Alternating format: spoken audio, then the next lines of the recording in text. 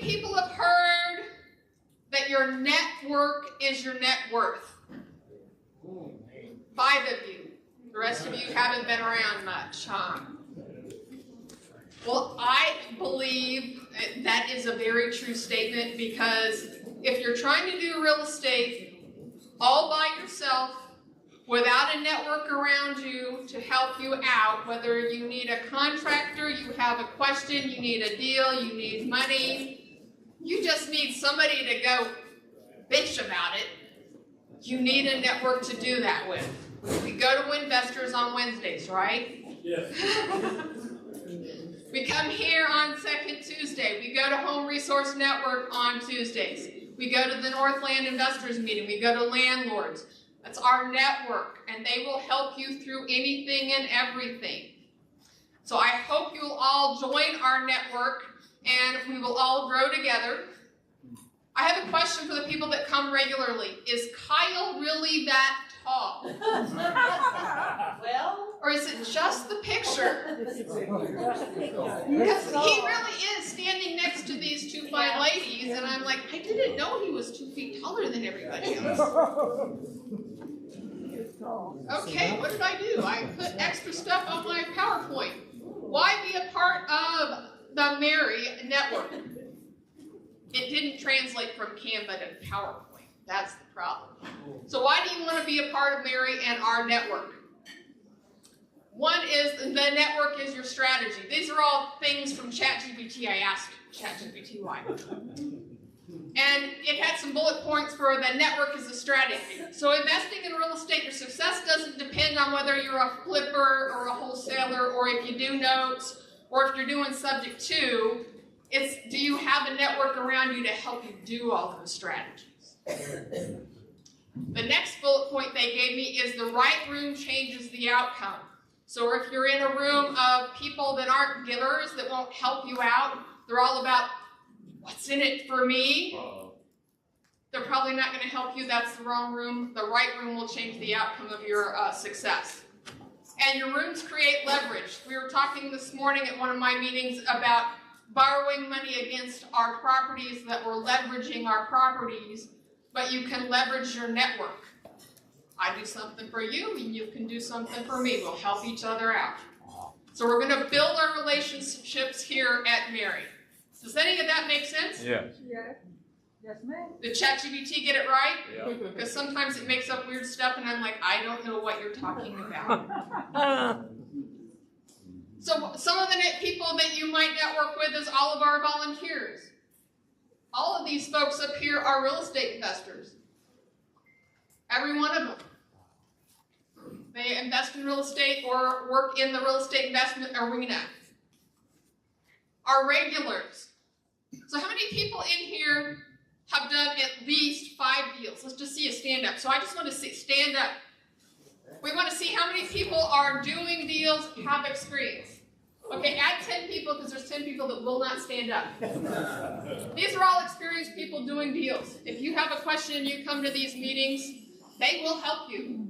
The vendors in the back of the room will help you. Yep. Now let me talk about some of our vendors in the back of the room.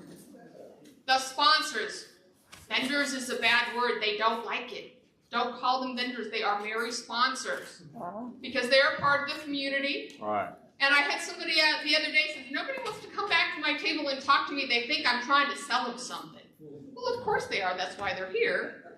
But did you know that's how I learned to invest in real estate, was from our sponsors? Those are the people I called. How do I do this? How do I do that? Because way back when, in 2000, which was a bad market and I didn't know it, we didn't have a group like this. All right. We didn't have a Facebook group to go ask a question. All right. So when I needed help, I was calling our sponsors. I was calling the title company I was closing with. I was calling the lender. I was calling the attorney. I was calling the appraiser. And they taught me how to invest in real estate, because I didn't have 24/7 YouTube available. So talk to our vendors. They do deals. They do hundreds of deals. So if you're a real estate investor and you're doing hundreds of deals, more power to you. But the average investor's maybe doing what, 10 a year, 2 a year, 5 a year? Right. Our vendors are doing 5 to 10 to 100 a month. So think they do a few deals. Right. So let's give some thank yous to some of our sponsors. Jason and Joe with Lexington Gutters. They can talk to you all day long about gutters and rehabbing houses and owning rentals and building a portfolio because they have one. Nadir and Britton with Crossroads. They can talk to you about fix and flip lending. They also wholesale houses, they rehab houses, they rent houses. They're landlords. I think there's a property management company in their office. And I hear there's something new coming. I don't know. They've got a new company they're starting. The team, the family they work with. Don't remember what it was. Mark Yanda. Want to talk cabinets? He can talk cabinets all day long, but he's got rentals too. He's also a very advocate and cheerleader for our community. And Rob Fishman back there, he's waving at us because he's standing back there. He's the guy in the baseball hat. He was teaching a master class for us a few months ago, nationwide, because Vina asked him, because you know what? He is a member of, I would say, at least 70% of the major real estate investor associations across the country. Wow. Maybe 90%, I don't know. And he knows if it's lending, he knows it, he's been doing it for years. And not just fix and flip, he's got DSCR, construction loans, ground up. So talk to him, he can answer your questions if you don't know how to put a deal together. Miranda has been in real estate for quite a while. I've been seeing her wholesaling houses, being a realtor. She can also help you sell your house. So if you have a house you're trying to get rid of and you just don't want to deal with it, they might have a buyer for you. And I bet she could run numbers with you, because to be a wholesaler, you need to know how to run your numbers. And unlike some of the fly-by-night wholesalers that have no clue what they're doing, she works for one of the longest running companies in town, HouseMax. I think they do know their numbers. Pretty sure they've been around for, 10, 20 years? 15? Keith and Lawrence with Longhorn. They can talk to you about lending as well. They also teach classes, and they lend in Kansas and Missouri. I don't know how many states they lend in. I don't think they're quite nationwide. They're based out of Texas, but Lawrence is from St. Louis, and Keith is here in Kansas City, and they work hundreds of deals just like I said all the other lenders do. Losing my mind there. Well, let's talk about John. He can help you out with your foundations, and you're like, I don't need a foundation right now. I don't have a crack. But wouldn't it be nice that the day you're like, oh my God, I got the worst foundation ever. Don't know what it's going to cost to fix. Having somebody in your Rolodex that knows foundations that you can call up and describe things to, and he can answer questions. Wow. So I would see John and get to know him as well with Olson Foundation Repair. And then we were just talking about this. I'm ready to retire and I want to get rid of my properties. I don't know what to do with them. I've heard that twice tonight. There's motivated sellers in the room talk after the meeting. But you could 1031 them into a DST, and you can also talk about opportunity zones. So I would talk to Todd. He's not going to do a 1031 for you. He is not a 1031 company, but he can help walk you through a 1031 and figure out where to put that money if you don't have a replacement property. So you can push the taxes on down the road. And I think the DST and all the alternative strategies, not alternative investments, so investing in somebody else's real estate investment. It can be a great way to move your money and not have to put it into another property that you're managing. You can find all of our MAREI vendors in the newsletter. So if you grab the newsletter, they are all in there, all their contact information, and they're on the website. So if you have not joined tonight, I have one more thing I wanted to ask. How many people joined tonight and didn't get a jump drive? Everybody got one? Oh man, my volunteers are doing a great job. Anybody join in December and didn't get a jump drive? Oh, we got two. We got Bonita over here. All right, so if you join, this is the member library. It's not all that great. It only has every real estate investor meeting we've had since 2020 and some of 2019. It has some of our master classes on there. It has access to forms, documents, some ebooks. It's also available through the website that you can log in and access. But this is most current as of today. So you can join, it's $25 a month or $149 a year. And if you have a spouse, a family member, a child, an adult child that would like to join with you, it's an extra $50. If you have a non-adult child like college, high school, let us know, we'll add them onto your membership if they would like to come to the meeting. No charge. Got my newsletter flyer there. It's back where you was supposed to be the one before. So grab the newsletter. It has a business directory. It has a calendar of events. There's a lot of events every month. And we also have within there some articles about notes, some articles about private lending, and some articles about careless creative deals making it bad for the rest of us. So when you're doing creative deals without knowing what you're doing. So how many people went to this class with me on Saturday? I know none of you did, except Jaman. Uh-oh. Jamin was there with me. Was that a good class? It was awesome. But I have a 6-hour class and I have 5 minutes to do it in. You think I can do a whole 6 hours? No. No, I don't either. So if you want to get the replay, I have it. It's coming out tomorrow. And I can get you access to it. But we had a full class on, okay, this is it. Do not use Canva and drop it into PowerPoint and then hope it's going to work, because PowerPoint's moving stuff around. We had a whole entire hour history of real estate since 2000 to now. We had the easy money era. How many people were investing before 2007?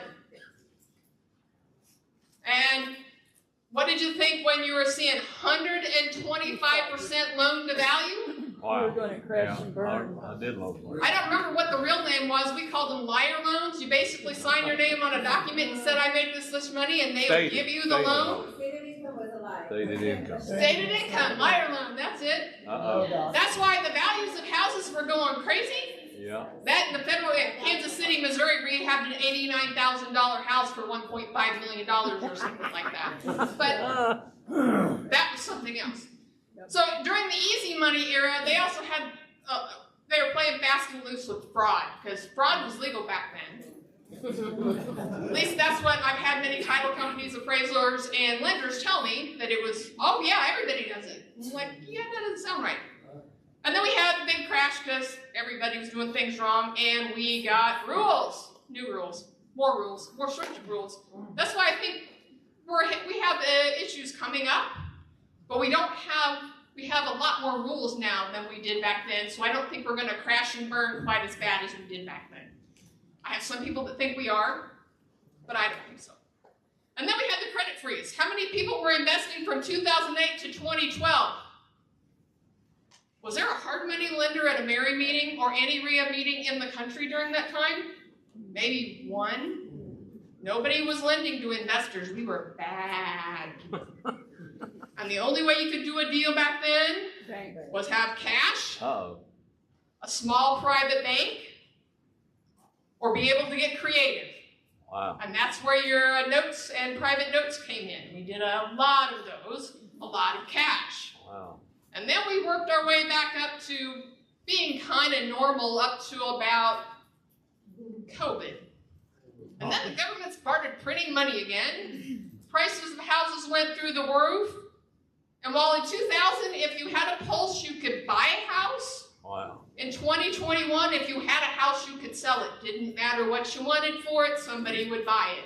Wow. And that's when the investors kind of forgot what they were doing, because appreciation fixed all ills.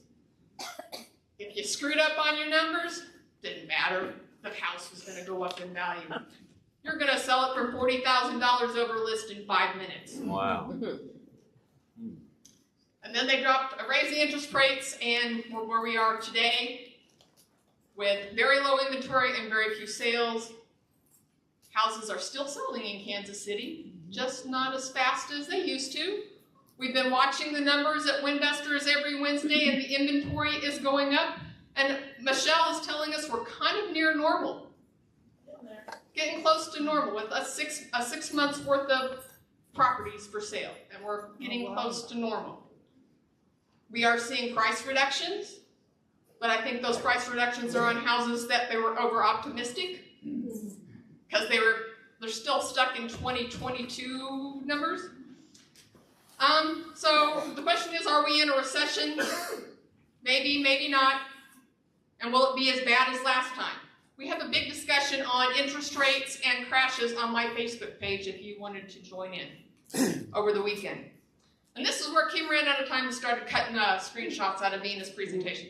And this is one thing she said, and I agreed with it. Everyone looks smart when all exploding market corrects all sloppiness and mistakes. That's what we had for about 4 or 5 years. Now you got to know what you're doing. You need to know. You need to know how to figure your numbers. You need to know how to run comps. We had a class on that a few months ago, a master class. How to estimate repairs. We're working on that. We're going to see if we can do a virtual class on estimating repairs. We have a couple people that are going to go out and videotape their rehabs.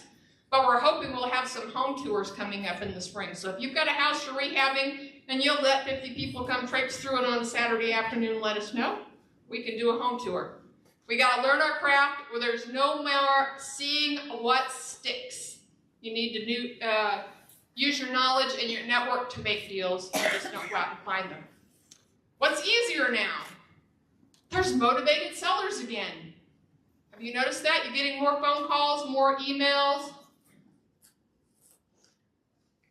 You now have time to go out to the seller's house and actually find out what's wrong and negotiate price and terms. And there's a lot less I can't talk anymore. There's a lot less competition, and there's a lot less uneducated competition. Oh. But houses are taking longer to sell, they're selling for less, costs are up on rentals, rents are flat, and that's why I think you need to know mortgage notes. If you read my article in the newsletter, it goes through some of the ways I've used mortgage notes to fix one of my really bad deals. We had a deal that just nobody would sell, and we were going to write a check to sell it. Only made $40,000 on it because we used a note. Foreclosure numbers are up. Now, we went through foreclosure numbers at Winvestors last Wednesday, and they are up. Now, are they up crazy numbers? No, they're up. And I think 2 reasons. One, I think the people that have the FHA loans with no equity paid too much for houses. Right. And now they can't sell them. Right. And if they need to sell, they're going into foreclosure. Right. And I got this from one of Jeff's subject to presentations. I think the lenders are calling the subject to loans due. The gurus tell you they don't do that. Jeff's nodding his head. They are doing that. And if you can't pay them off, they're going to foreclose on you. Right. So that tells me we need to learn short sales. So come back next month. We're going to learn short sales. We need to stress test our deals and ask what if. So it's not just buy a house. What if I open up that wall and there's $20,000 more in repairs? What if the market gets worse and I can't rent it out for a while? What if they rip the street out and I can't sell it for 9 months? I've had all those happen. What if rents go down, repairs go up, it takes 8 months to sell? You need to work those in and have backup plans if they do. If a deal can't survive a stress test, it shouldn't be made that way. You might need to change it, make it a different way. Stop finding deals and start solving problems. And to do that, you got to learn how to do things. And you can get those things hanging out with all these people in this room, learning from the speakers, learning from the classes. We're going to get you on in just a little minute there, Jeff. So come to the Saturday workshops and join Express Success. And are any of my Express Success students in the room? You know who you are. I don't think so, because I think the one that comes, I think Lisa, who normally comes. Oh, there you are. Kabuki's here. She's hiding over there. But Express Success gives you, it's a great class for the first timers because it gives you a monthly class with the training and then time to ask questions. All of our Saturday classes are free, like Jeff's class is this coming up Saturday. It's free for our Express Success students. If you tell me you're coming, this one I have to know you're coming because I'm buying you lunch. It also comes with Run Your Deal by Vina, so she will, by email, look your deal and take your questions. It gives you a nationwide community, and it's on sale for the month of January for $9.97. Express Access students, your renewal is half price. I got a coupon code for you. I just got it today. So you might check out Express Access on the website. My QR code didn't make it, but I think there's one in the newsletter. It's time for the pros, and that means people who are serious about real estate. They're not just trying to learn it off YouTube, and they're ready to treat it like a business, and they value, successful investors will value education and know the skills will compound. As you learn one thing, you learn something new, Right. and it grows on itself. And I also want to say you don't need to know everything because you got this room. So you might have a zillion ways to do a deal, kind of know how they do it, but you're like, I have no clue how to put that deal together. I just need to know that it needs to go that way. So who we call and find somebody that can put the deal together for me. There's somebody in the room that can do that. Right. So that brings us to cash flow mastery and notes. And I wanted to say, how many people in here actually use notes in their investing on a regular basis? We got Eric does notes. New person, I can't read your name tag. Brian and Michelle. I saw some more over here. Jeff. I've got some over here. I've done a few notes. I didn't think of myself as a person that did notes until I started going back some of the old deals, and I'm like, oh, that was a note deal. That was a note deal. That was a note deal. I'm like, huh. The other thing, when I started looking at having notes speak, why is this time for notes besides the slowing down? How many people have gotten marketing from like 75 different people saying, hey, we're having a class about notes? My problem is all these little emails I'm getting are from the fly-by-night instructors that know nothing about anything, but now they're note experts and they're going to teach you. I wanted to have a note expert in the room that actually knows what he's talking about. Right. I know Jeff Watson's been investing since, I don't know, 30 years, 20 years, 20 years. We'll stick with 20. 31. 31 years. Wow. He knows notes inside and out. He can show you how to do them in your IRA, your self-directed IRA, your 401k. You can do them to sell a property. You can use them to buy a property. You can do a second. You can sell part of them. He can show you how to do all of those. And if you wanted to hire him as your attorney, he can help you do those. But, on my disclaimer, Jeff Watson is not your attorney. We highly recommend before you do any kind of real estate investment that you seek out an expert, an attorney that will be your attorney, a realtor, another investor, so that they can help you make sure the deal is for you. So disclaimer there, you will get another one from Jeff. When attorneys speak, we get lots of disclaimers. So we all have something to write on. Oh, I forgot one thing. I did. The slide's missing. Jeff is coming back. So he's going to talk about this in a minute, but I wanted to give you a little scenario. Jeff is coming back on Saturday. So today is, here's how these are used. Like, this is where I would put it in this deal, or the concept of how it is used. Saturday, we're going to put it to use and actually dig in and how it mechanically gets used. And he's going to be here Saturday from 9 to 2 sharp. He has to get back to the airport for birthday. And we will be at the Keller Williams on College and Metcalf, so 6850 College. If you want to go to that, you'll see on that flyer it has special pricing just for tonight because you came. So sign up before you leave and join us. And Kabuki, if you want to come, let me know so I can get you in for free. I've known Jeff forever, and he's an expert on everything. So, when I grow up, I want to be like Jeff. And when I need help on deals, I call Jeff from time to time and say, Jeff, does this make sense? Is this how you would do it? So with that, I will welcome Jeff Watson from Ohio and Florida and wherever Southwest takes you. Yes, whatever Southwest takes me, yes. Kim, it is always a pleasure. Thank you so much. Thank Give you. everybody a quick hug. Yeah. Thank you. Hey, it is great to be here. I like y'all so much that I left a very chilling down, cool Florida, where it had been very nice, very beautiful, and to come up here and just hang out with y'all. But anyhow, so it's all good. I'm just teasing on you. So let me give you a little bit of quick background and then we're going to dive right into this. My name is Jeff Watson. I'm a lawyer licensed only in the state of Ohio. I am not here to give you I'm here to give you education. I'm not here to give you legal advice. I'm not here to give you answers to your client specific problems. You want to do that? You better schedule a consult with me online, and I limit it to Ohio real estate deals and self-directed IRA stuff and note transactions. I love self-directed IRAs and notes mixed together. A couple more things about you. I have done approximately $28 million of note transactions. So I've seen a little bit. Yep. Seen a little bit. And right now, I either personally or as a general partner control and own right at about 180 doors as a rental, as a landlord. So maybe I know a little bit there in the 31 years I've been doing some stuff, okay? So somebody's in the room right now and they're like, I don't even know if I like real estate. Because I'm here kind of thinking about maybe fixing to get ready to think about learning about real estate.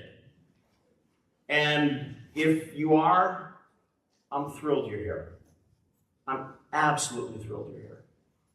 Because this is the place, this is a great environment to come up to the edge of the water and just touch your toe right into the water and see if you like it or not.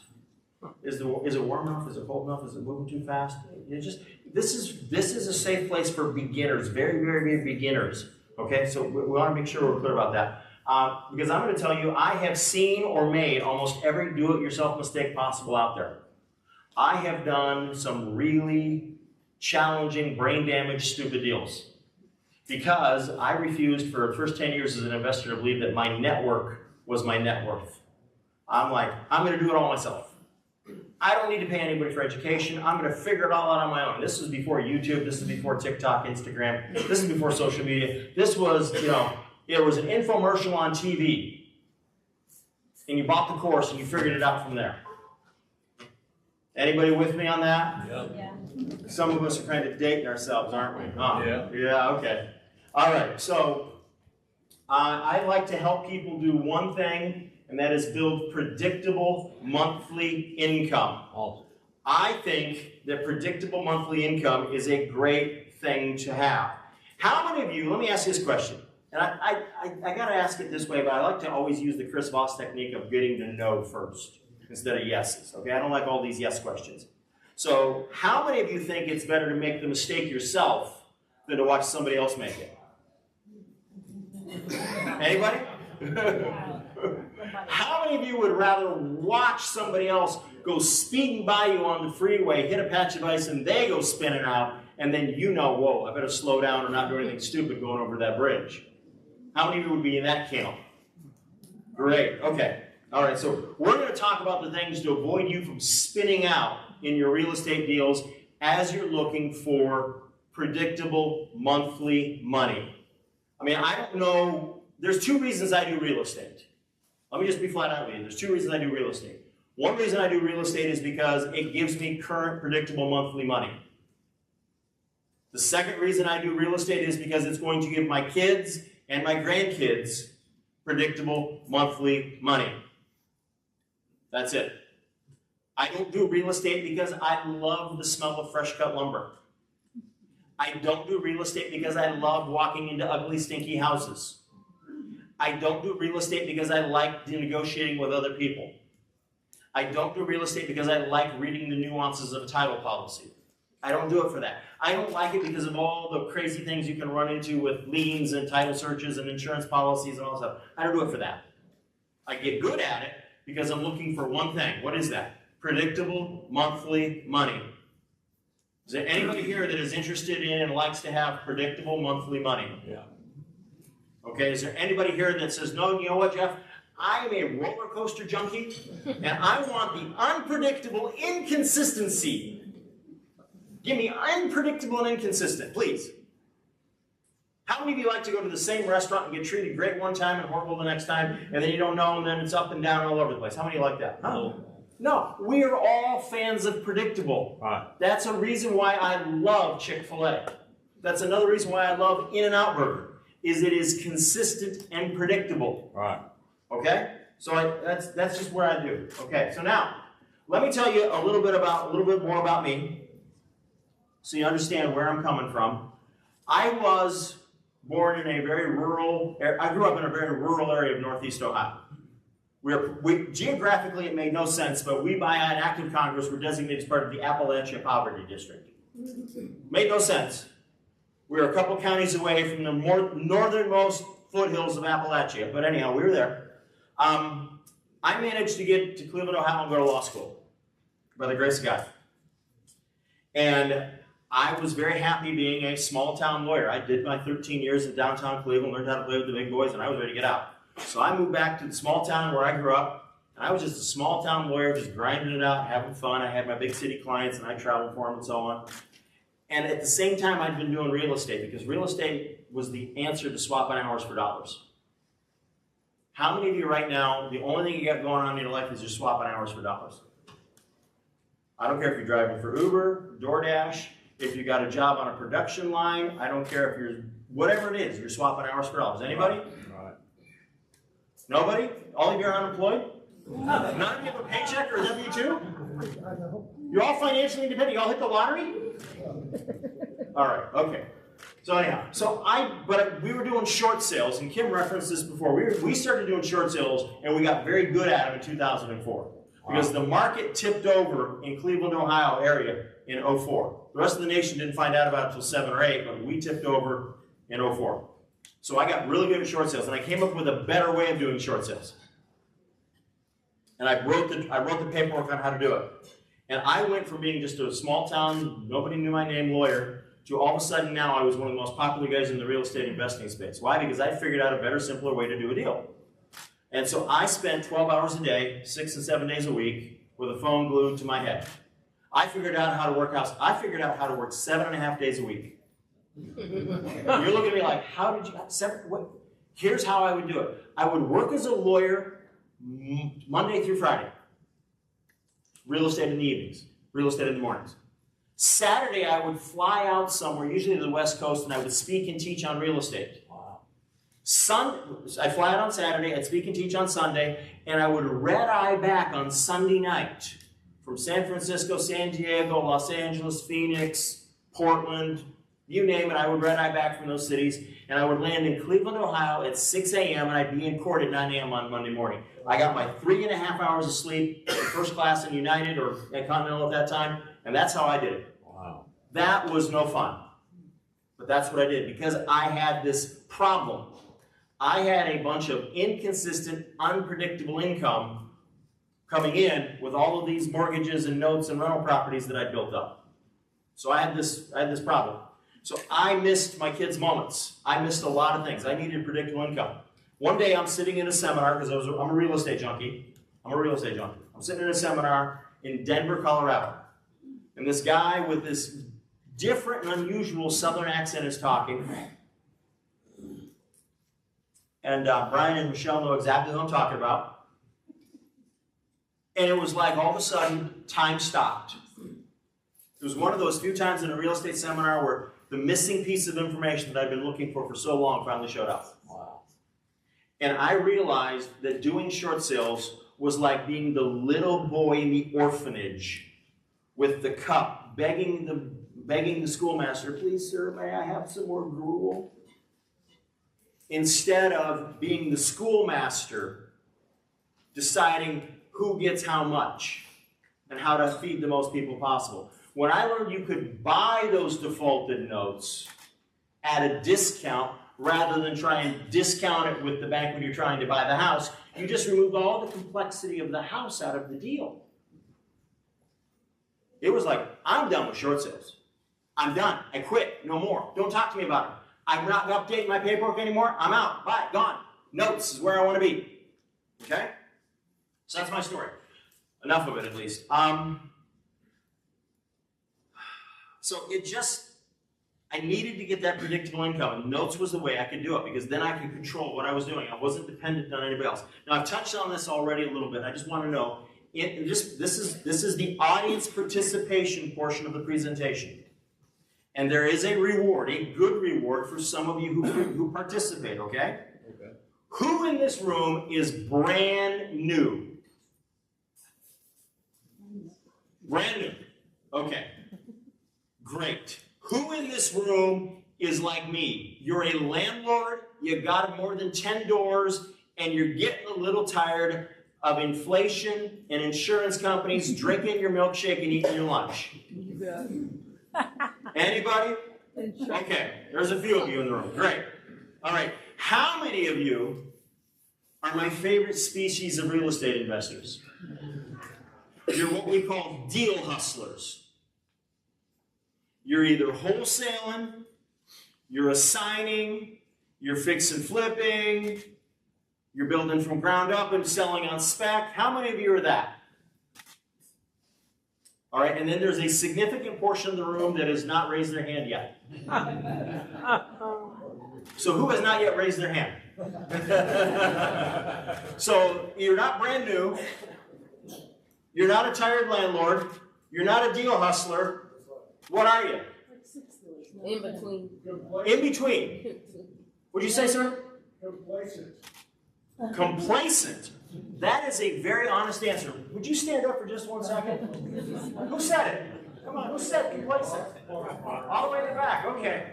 I thought it was you, sir. Complacent. Here you go, Mark. Yep. All right. That was fine. All right, I got you. So that's a book I wrote a year ago. We've sold about 1,000 copies. Boaz on Business. There's a long story about that. It's starting to get really interesting what's going on with that book. I brought a couple to give away. So maybe there's a reward for some more audience participation, okay? Just a thought. For landlords, just out of curiosity, how many of you are in the room you got less than 10 doors? Oh, my peeps. My peeps, yeah. Okay. I was there for a long time. I wish I could go back to that some days. I wish I could. I wish I could. Like I said, I got like close to 180 doors. And before this year is over,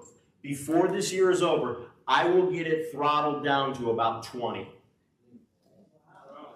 Because I want two things. I want predictable monthly money, and I want the manana lifestyle. So, manana lifestyle, that's a term I came up with today. Seriously, came up with it today. Manana lifestyle. I know it's kind of contradictory to say for today, but it's very similar to peace and freedom. A key component of peace and freedom is predictable monthly money. I've got some great friends. I'm going to see a couple of them tomorrow down in Texas, where the first of the month, they have payments in on all their notes, just like I have payments in on all my rentals. But all month long, I have to be aware of text messages from tenants, or I have to be aware of phone calls. And last week, we had to hire a trapper to get either a squirrel or raccoon out of all my rentals. I'm in the midst of it, folks. But if I'm more in the know, I don't have any of that. I just have got the money. All I got to do now is breathe for the next month, and then I get another check. And then breathe for the next month, and I get another check. Kind of like manana, right? Yeah. Okay, cool. All right. So, if predictable monthly income would change your life, go ahead and stand up, please. If I could stand up, I would. I'll just jump. Awesome. All right, now there's some of you that won't stand up for two reasons. One of two reasons. Either you already have enough money, or your back or your hips are just so much you don't want to do it. Okay? That's cool. That's cool. Now, I'm going to just tell you, I would love to help as many people as possible on Saturday, but you've got to understand, if you come on Saturday, please be here at 9 and be ready to go hard for 5 hours. Be here at 9, be where the location is at 9, and be ready to go for 5 hours, because at 2 o'clock, I got to be done, because I'm going to have an Uber grab me, and I got to get to the airport, because I got to get on a plane, because there's a big birthday the next day, and that's the last flight back home, and I got to go, okay? So that's just, sorry, but that's just the way it is. All right, so I got one promise for tonight, and only one. I'm going to talk about predictable income version of real estate. I'm not going to talk about the if-come maybes. I'm not going to talk about the big potentials. I'm not going to talk about the erratic income. I'm not going to talk about assignment fees. I'm not going to talk about anything else except predictable monthly money. Okay? So, let's go into this. If you want predictable monthly money, you got to think about, well, what can I do to get it? Well, let's see. I could go get a good job at a good company and work there for 40 years and then retire on a pension and a 401k plan, right? All right. You could. Well, that all went away about 20-some years ago. That all went away. Now, there's some people still got it, but not that many, okay? How many of you, as a real estate investor, are tired of the erratic income that comes with wholesaling and flipping and fixing and all that other stuff? Okay? Some of you are private money lenders and you like to get those points up front, don't you? But then you have those extension fees and all that other stuff coming in. And that's nice, but it's not predictable, right? Okay. So let's talk about this. We've got a problem. Most real estate investors do not have what I call consistent, predictable monthly income. Or if they do, they've got inflation drinking their milkshake and insurance eating their lunch and the tax man looking for the crumbs. Or is it the other way around? I'm not sure. So we got to talk about a shift, and then I'm going to share with you some proof about it, and then we're going to talk about the next step. And if the next step is not a fit for you, that's cool. No harm, no foul. Okay? So the hidden problem. A lot of people got into real estate. I know I got into real estate. I got into real estate, and I bought my first rental property in January of 1994. 32 years ago. I've been structuring deals before that, but I bought my first rental property in January of 1994. Sold that property just last week. Owned it for 32 years. And the reason I sold it is very simple. It's what I'm going to talk about tonight. I sold it because that property went from being a blessing to a headache. Did the neighborhood change? No. Did the house go down in value? Oh no, the house quadrupled over the 32 years I had it, okay? More than quadrupled. Did I have bad tenants? No, I had great tenants. I had two tenants. It was up and down duplex. So what changed? Maintenance. Taxes, Yeah. insurance, and city government. Yes. Wow. Taxes, insurance, and city government. I realized what was happening. I had done what everybody said to do. Okay, now remember, I told you already, I make a lot of mistakes, okay? I had this property free and clear. And I went and borrowed a bunch of money against it so I could go buy more doors. I still own those doors today. And then I went and borrowed some more money in it so I could buy some more doors. I still own those doors today. But when I did the second borrowing against it, it was a bank with a bank on a refinance, and that triggered the county auditor to come out and jack my real estate taxes. They raised the value of that property by over $120,000 in 1 year. Mm-hmm.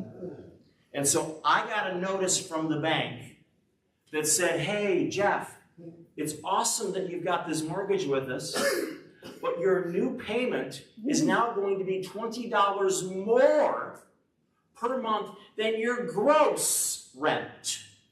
Yeah. Did you hear that? Yeah. $20 a month more than your gross rent. I made one payment before it sold. I made one. Because my stress level was going up, my income was going down, and my cushion was going to be eaten away. Because if I ran that house as a negative cash flow, what's going to happen? Pac-Man chewing at my cushion. Not interested, okay? Not interested. So let me ask this question. For those of you that are landlords, you got between 2 and 10 doors, or maybe you got a few more, it doesn't matter. Are things more expensive today than they were in 2018? Yes. Yes, definitely. 30 years. Is there, but are they up enough? No, they're not. So here's the next question for you. Go to the grocery store. Prices up? Yeah. Have you looked at the packaging on potato chips lately? Have you looked at the packaging of potato chips? $7. The bags are getting smaller and the prices are getting bigger. Okay? So I don't know about you, but I've noticed a lot of those changes and it's not been fun. So let's get into this. How many of you are familiar with what we call the 1% rule? Raise your hand way up if you know the 1% rule. Awesome. Okay. So this is if you hear somebody say that the 1% rule is the gold standard in real estate investing, this is what I want you to do. I want you to kind of like pick your feet up and out of the muck, because that's really not the case anymore. It was a nice rule for a long time, but we'll explain why. First of all, there's not many places that you can buy a property that fits the 1% rule. So let me just ask out of curiosity, what is a good neighborhood for a 3-2 rental property in this area? Johnson County. Pardon me? Johnson County. Johnson County. What does a 3-2, maybe 1,800 square foot home cost in Johnson County? Maybe 3 to 400K. Pardon me? 450 to 500 to 600, no shit, in Johnson County. Okay. It's also 500K. 500K. What does it rent for? Oh, maybe 3K. That doesn't sound like 1% to me, does it? 3,500. 3,500, still not 1%. Yeah. 0.50 is about that going price in Johnson County. So if you're buying in Johnson County, you're about a 0.50. Yep, you're losing money every month. Yep. Used to be. Right now I know insurance 2 was markets. 1%. Right now I know 2 markets in the United States where you can buy properties where you want to buy them, where people want to live, where it's a good, decent neighborhood. There's parts of Gary, Indiana, and there's parts of Pontiac, Michigan that I have clients buying right now hitting the 1% mark. That's the only 2 spots I know. Okay? And they gotta be very careful, because you go 4 blocks the wrong way, you understand, you're nodding your head. You go 4 blocks the wrong way, you got a problem. So you gotta know. Now, how many of you are aware of the 50% rule? Oh. The 50% rule. How many of you have ever heard of that? What's mine is mine and what's hers is mine? Yeah. Or is it the other way around? What's mine is mine and what's his is mine? Although most of the ladies started to smile on the second one. Okay, that's cool. All right. So the 50% rule is this. Half of your gross rent should be allocated to taxes, insurance, maintenance, repairs, and reserves. Taxes, insurance, maintenance, repairs, and reserves. Is the roof going to wear out on that rental property? Yep. Yes. Oh, yeah, Is the definitely. HVAC going to go? Yep. Yes. Definitely. Is the hot water tank going to go? Yes. Yes. Ask me how I know. Plumbing issue. I've installed more hot water tanks personally than I ever want to go do. Okay? Plumbing is a big issue. Plumbing is a big issue. I agree. So if you now have a property, and let's just play along with this. We find a screaming deal in Johnson County. We get it for $400,000, and we're renting it for $3,000 a month. And half of that is going to taxes, insurance, maintenance, repairs, and reserves. Are we making any money? Yeah. We're losing every month. Every month we're losing. Oh, but Jeff, equity's going to bail me out. Really? No. No, it's not gonna. Okay? Anyhow. So the 50% rule, and I'm going to tell you, on some properties now we're seeing, it's now moving to 55%. And now somebody's going to say to me, well, how's that happening, Jeff? Well, let me tell you, one of the trends I'm seeing happening. We get all excited when we see certain states that are like, we're going to cap or we're going to remove real estate taxes. Oh, wait. That's just on homesteaded properties that are owner occupied. That means all of that tax burden is now going to fall on the rental properties, which means it's going to go on the landlords and on the tenants, the people who can least afford it. Doesn't sound like a great idea to me. No. Okay? So anyhow, moving on. All right, so we got to stop and say, okay, what can we do? What can we do to change this situation? Because if I just kept that house that I sold last week, would I make money or would I go broke? Because, by the way, the value hadn't gone up in over a year. Because what we sold it for, what the market said it was worth, was exactly what the appraisal 14 months earlier had said. So I hadn't gotten any appreciation. Okay? So what do we got to do? We got to kind of look at things and say, okay, what's going on here? So who makes more money on a rental these days? The bank. Sometimes I think the county does, but how about the landlord makes about a 4% rate of return on their money on a decent deal. I'll show you how that happens. And then the lender's making 6.5%, sometimes more than that. Yep. You know, if I could show you how to be the lender and make closer to 9% How many of you are going to show up on Saturday? How many are going to show up on Saturday? Awesome, because that's what I'm going to do on Saturday. Okay? That's one of the things I'm going to do. Sometimes I can show you how to make like 9.5 or 9.9, all depending. Okay? So let's walk through some of the math, because I just don't like to throw things out there without explaining why we've got them here. So on a rental house, we get more stress, more risk, less cash flow, and no cushion. While on a bank, where we own the note secured by a mortgage, we've got less stress, less risk, more cash flow, and a better cushion. How many of you have ever had a tenant threaten to sue you? Okay, cool. How many of you, when that tenant did threaten to sue you, did they say, oh, I'm also going to sue the bank that you got the money from to buy the house? None. No! None. Oh, they will. You just want. They'll sue the LLC, but they're going to try and come after you on the piercing the veil. All right. So let's talk into this a little bit more, okay? I want to get into this because I want to show you some numbers that hopefully you'll understand. Here's the 3X framework that I want you to get. I go buy, not in Johnson County, but I go buy somewhere else where I go pay cash for a rental property. I pay all cash, $250,000. What would that rent for in this market? $2,500. 2,500. 2,500. Yeah. Okay. In some markets it would rent for 1,800. Other markets it would rent for 15, anywhere in that range. Okay. So let's just say I'm going to have, since I already got the slides up, let's just say it rents for 1,800 a month. Okay. You might say, no, you get 25. Okay. Well, then you just do the math in your head.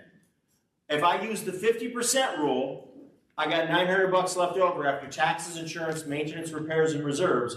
I got $900 left over to do what? Pay my mortgage and pay me.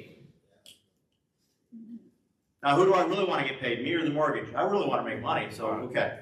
But if I'm on the other side of the equation, I say take that same $250,000 because I came on Saturday and listened to Jeff, and I go, instead of buying that house that I could run as a rental, and after 30 years it'll be paid off, maybe instead I'll go buy a mortgage and spend $250,000 to buy the mortgage, to buy the note, and I'm going to collect $2,700 a month in payments.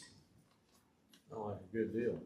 And that is by the way, that is on a 10-year amortization on $250,000 at a 9% interest rate, for those of you that really are curious about my math. Okay? So I've got the same amount of capital, $250,000 invested. I've got triple the return. I got $2,700 over $900. And how many maintenance calls do I get as the owner of the note and the mortgage? Zero. None. None. How many tenant complaints do I get? Zero. Every second. Every second. When the owner of the property doesn't mow the lawn or leaves the trash can out after trash pickup, do I get the citation as the lender? No. No.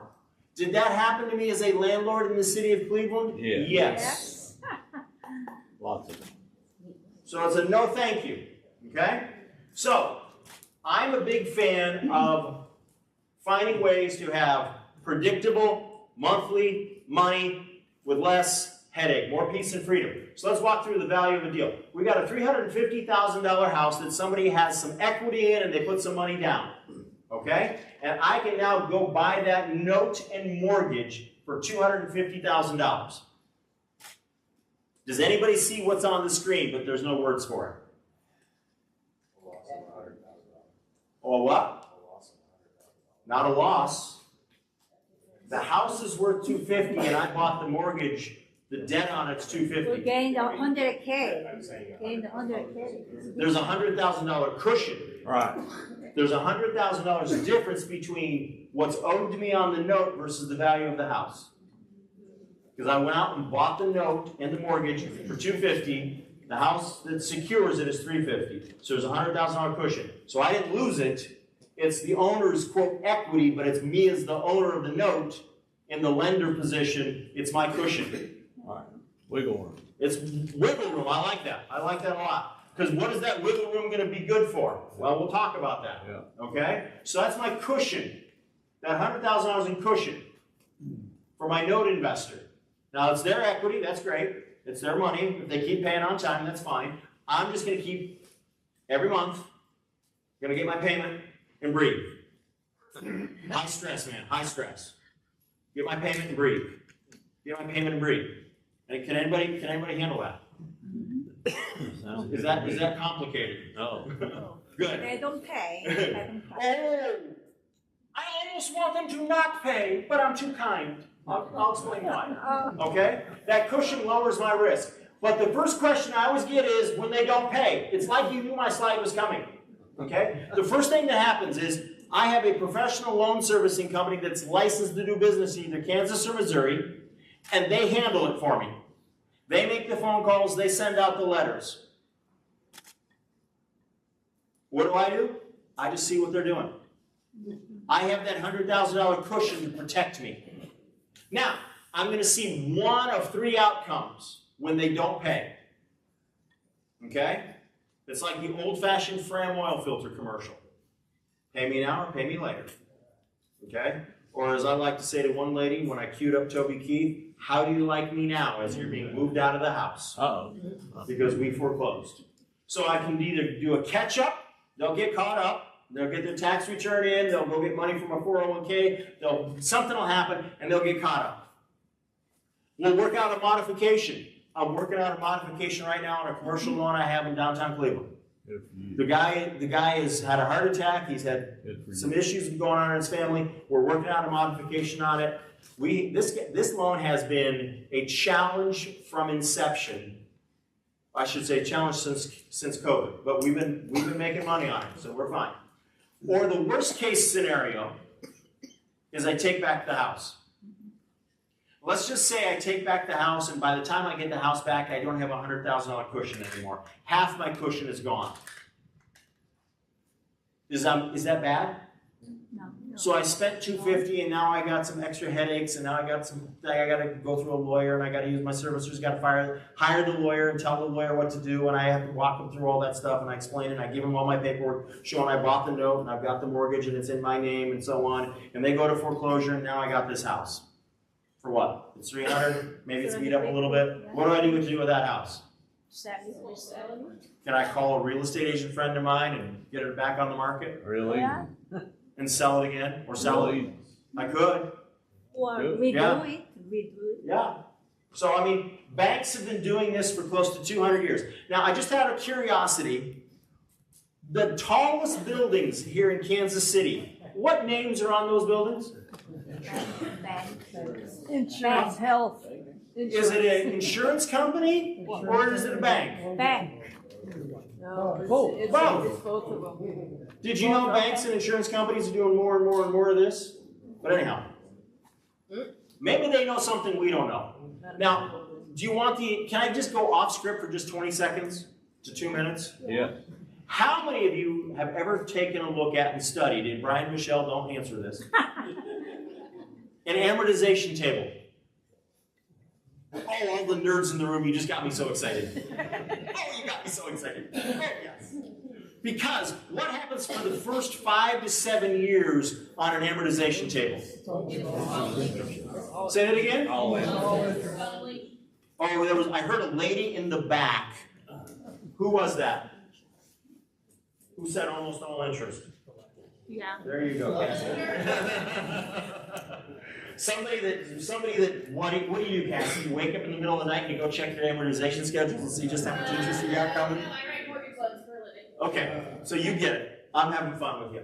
All right, so what does that mean? That means that is almost fun money. That's redeploy money. That's what that really is. It's redeploy money. It's grow money because you're not getting principal back yet.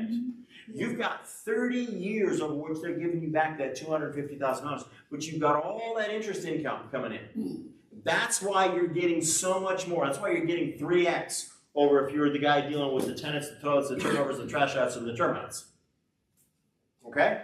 So now you say, well, Jeff, you said something about going out and buying a note for $250,000. Where would I get a note like that? Why would somebody sell the note? What are you talking about? Man, am I glad you asked. Because not all notes are held by banks. You would be amazed how many private lenders there are that have made loans or have bought houses and sold it and taken back the financing on owner financing or seller financing, and now they have a situation.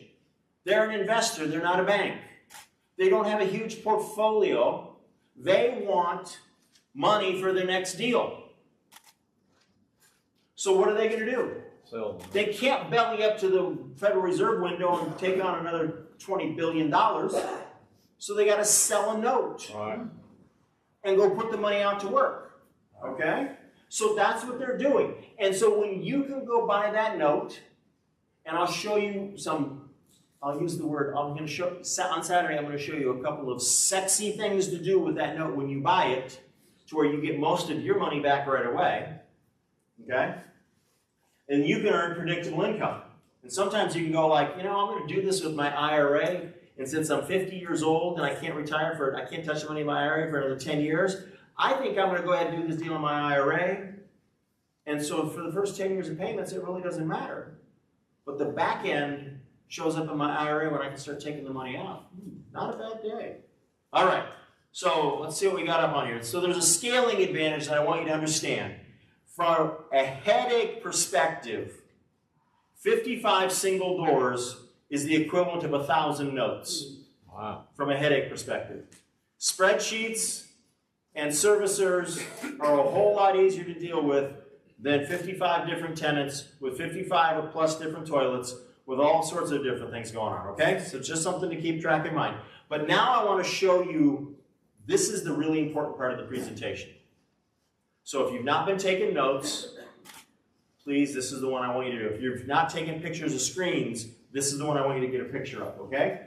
Because we've got a perfect storm for note investing. So this is my cue. Get your camera out if you want to get this picture. I'll leave it up for it, okay? But we're going to talk about the screaming opportunity right now in the note space. This is a document from the Mortgage Bankers Association, and it is the Mortgage Credit Availability Index on a month-by-month basis. And it goes all the way back to March of 2011. March of 2011. And it comes all the way up to July of 2025. So it's about 6 months old. Okay? Now, you notice anything interesting on that slide? You notice anything interesting? There was a point in time before COVID, in 2019, 2020, where if you wanted to get a mortgage, your chances of getting a mortgage through a bank, through a lending company, it was pretty good. You had a good chance. But what has happened since then? The availability index, not the price of houses, not the stuff on them, not the number of doors available for sale, but just the ability to qualify under the underwriting criteria. Wow. Has been cut in half. Wow. So people that this year couldn't get a mortgage, 5 years ago they could. Wow. Now, do you think that they want to buy a house? Do you think those people want to buy a house? Yep. You better believe it. Yep. Do you think that that's a good target opportunity for us to market to? Yeah, if we've got some rental properties that are just wearing us out? Yep. I think so. Okay. So I'm going to give you an example of some real people with real predictable income. Ann Morton is a friend of mine. She's not a client. She's a sweetheart. She's in South Carolina. Real estate agent, commission-based income, managing rental properties for consistent money, rising property costs were making her life miserable, and it required active management. She was tethered to her phone. Any property managers in the room? Somebody in your office is answering the phone all the time, right? Yep, okay. So that was then. Now, Ann decided that there had to be a better way, so she decided to look at notes. And so she wanted some monthly passive money. So she became a portfolio owner of some notes. She's protected from market swings because every month the payment on the note stays the same. Let me say that again. Every month the payment on the note stays the same. Predictable monthly money. And it lets her do legacy building. Now, I'm going to tell you, this is the thing I figured out. This was a big shocker for me. kind of hurt my feelings when it came true. I have 5 adult kids. Love them all dearly. Every one of them is completely different, but they're unanimous on one thing. They sat down with Dad and said, Dad, that mobile home park that you're involved in, no way. Dad, that apartment building you own, no. Those single family houses, that's too much work. But those checks that show up every month, the checks that show up every month, that little stack of checks that show up every month, that's what we want. Grow that, Dad. Grow that. Make that bigger. We'll take that. I'm serious. That's what my kids said to me. We don't want the houses. We don't want the apartments. We don't want the trailers. We don't want the mobile home park. And my oldest son, he lived near this one apartment complex that I co-own. We got 153 doors in there, so that's where the bulk of my portfolio is right now. He lived a mile away.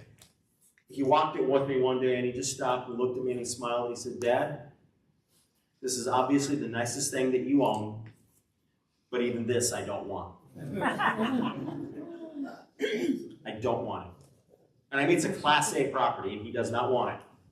He's like, I just want to have to deposit checks. And I'm like, dude, I'm not going anywhere for a long time. And they're like, I don't care. I just don't want to have to deal with tenants. Because as you know, when they were little kids, I took them out on things like that and they don't like it anymore. Okay, so anyhow, so that was legacy building for Ed. Now, JP Pacheco, JP is a great guy. I chose to not edit his testimonial. Just JP is JP, because he's excited, okay? And so here's what he says. I was super excited to hear it. To me, it was just a relief of getting to understand that I can still provide this quality product to people who wants to move their lives forward with a property put in their hands. Let them maintain it and take care of it how they see fit, how they want to.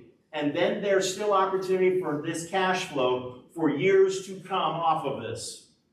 Everything clicked so much at that class. Now that's a class I'll be talking about on Saturday, but that was JP.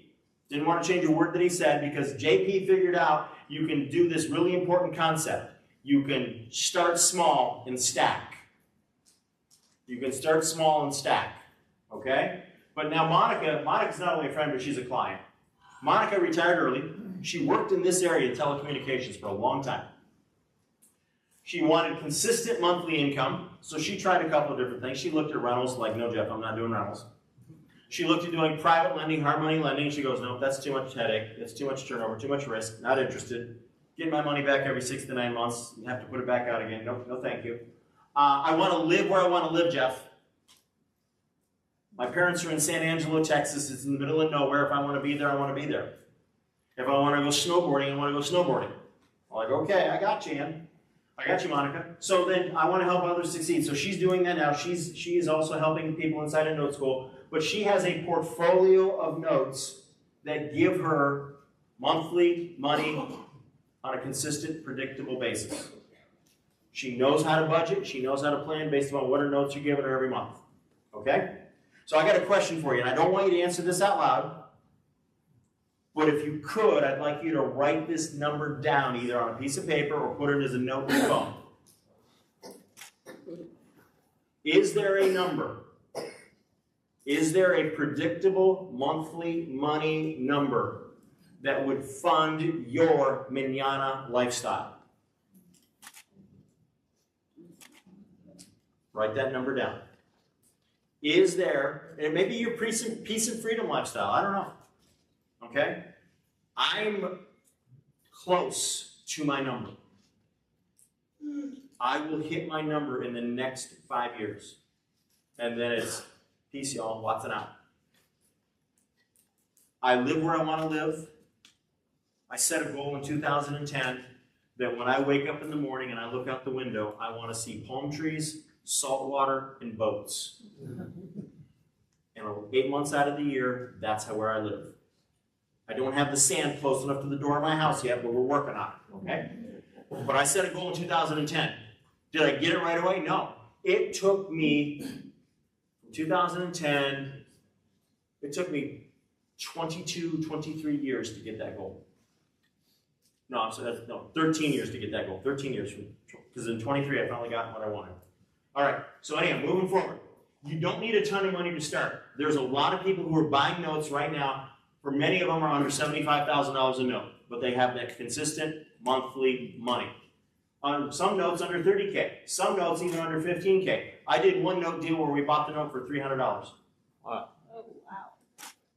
$300. I think most everybody could find $300. Yeah. Now we turned that $300 note into $3,000, and then we rolled it into another deal, and then we rolled it into another deal, and now it's probably, I turned that 300 conservatively now, it's probably north of 45,000. Wow. Now didn't do it overnight, took a few years, but we got it there, okay? All right, so we can start small and stack up. Start small and stack it up. 3 to 3,000, 3,000 became 6,000 because with that 3,000 I was able to buy a couple of little mobile home deals and flip them around and so on. Yep. Anyhow, moving on. So if you've got everything in your brain, you're going like, well, Jeff, this is really interesting. I like this a lot, but I need to think about it. I need to just take some real serious time and think about it. Okay, let's think about what that thinking is going to cost you. If you've got $100,000 that you could go out and put to work, and you're thinking, do I want to buy rentals? Do I want to do stock market day trading? Do I want to buy notes? Do I want to do this? What do I want to do? You go stick it in a money market account while you're waiting and thinking about fixing to kind of get ready to learn to do something, and you'll make $3 grand in a year. Or we can go put you into a couple of good note deals, and you can make 11 grand. And if you've got $250,000, you see the numbers. Put it in the money market for a year, you'll get $7,500. And put it in a note deal, you get $20,000 more. So you kind of decide what you want to do there. Wow. Because tonight's just a preview. Tonight's not the full system. Tonight I'm just giving you the taste of the ice cream. You go to these nice ice cream shops and they just let you get this dinky little spoon. Yep. And you decide if you want more or not. Okay? Now some of you are like, how many of you go in and grab 5 different tastes before you pick up one you plan on all along? Okay, some of you, I vibe with you, okay? So tonight's just a preview. So on Saturday, this coming Saturday, the 17th, predictable income training. I'm going to be here for 5 hours. 5 hours. I'm going to turn the fire hydrant open, okay? I'm not going to drench you, but you will get wet. You will get a full load, okay? You will get it. So it's on Saturday, predictable monthly income training. It's this Saturday, the 17th. We're going to start at 9 a.m. If I have my way, I'm yakking my lips at 8:59. I will only stop long enough to ingest a little bit of Chick-fil-A in between slides. Kim, are we doing Chick-fil-A? I'm trying to. That's what I'm saying. God bless you. God bless you. And I know you love it and you're dying to get it. Yeah, I love it too. You're going to withdraw, I'm sure. Well, fortunately I had some today, so we're going to make it through today. You still got to call the airport. I'm so fast. So anyhow, here's what we're going to do. Lunch is provided. Now, Kim, I got the pricing down at $47 for members, $97 for non-members, good through tomorrow. I got special pricing on their sheet that they can read. And if you can read, how many of you can read? There's a special price On the flyers on their chairs. on the flyers on your chairs. Because I want to reward everybody for coming to the meeting. So now, Kim, because I have a hard time reading, $25 if you're a member. 20. And you can bring a second person for 20. This is bribing them to come to meetings. You're bright. Oh, I'm bribing them to come to meetings. for $45, a happily married couple can come here and figure out if this is what they want to do or not. Man, wow, what a deal! What a deal! And then, Or you wait till tomorrow and pay $47. yeah, okay, you can wait till tomorrow and pay $47. How many are you going to do it tonight for $25? How many are you going to do it tomorrow for $47? I didn't think so. All right. So now somebody's going to come up to me and they're going to say, well, Jeff, I absolutely positively want to be there on Saturday, but I can't because I'm having brain surgery. or I'm having, you know, a heart lung transplant or whatever. I don't know. Something important. Snowboarding. Not like you've got to go watch a football game or something, okay? Which, by the way, Kim will back me up on this. When we were scheduling this, she and I went online. We both went online and verified that the NFL game on Saturday doesn't start till 4 p.m. Yeah, my nose. Okay? We verified that if the Chiefs were in the playoffs, you wouldn't miss the game. Okay? So anyhow. And then somebody tears an ACL. Anyhow. So here's what's going to happen.